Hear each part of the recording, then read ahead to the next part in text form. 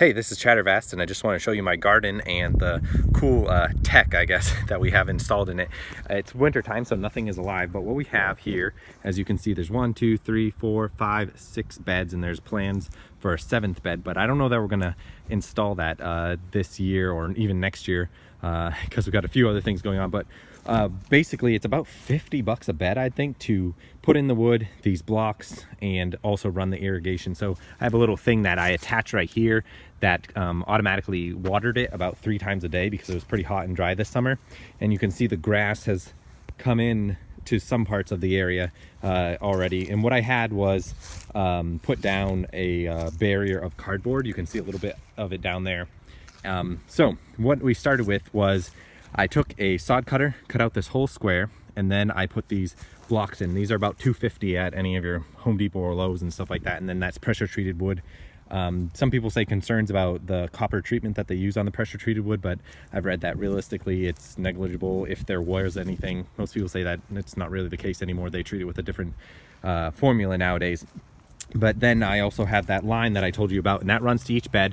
And these little gray tubes right here are just a drip irrigation because you don't want to get water on a lot of your plants if they get a lot of water. Now this is broccoli and it's still producing because it's a cold weather plant, but they don't do so well, most of your other plants, with a lot of water on here.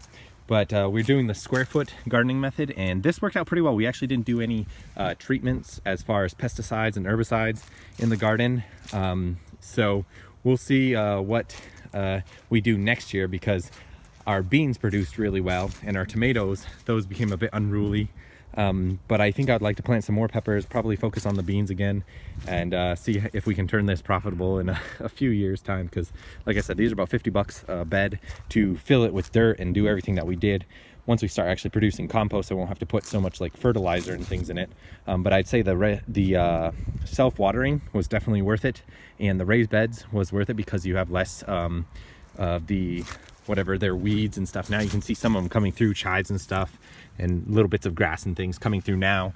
But it really held up well this summer, so I think we can weed out some of it and then do something. I'm gonna probably cover up all of this grassy area with a good black like tarp type of material, a weed prevention, and then put little pebbles on it and stuff to make it easier, less muddy when you're walking on. But anyway, that's our garden. If you want some more details, just like, comment, subscribe, or comment, I mean, mostly. If you want some more details, me to show you something specifically or how I installed it. It's a pretty easy process. It takes less than an hour to do. I mean, most of the beds, I think each bed took me about 15 minutes to set up. It was pretty quick once you have all the tools here. Anyways.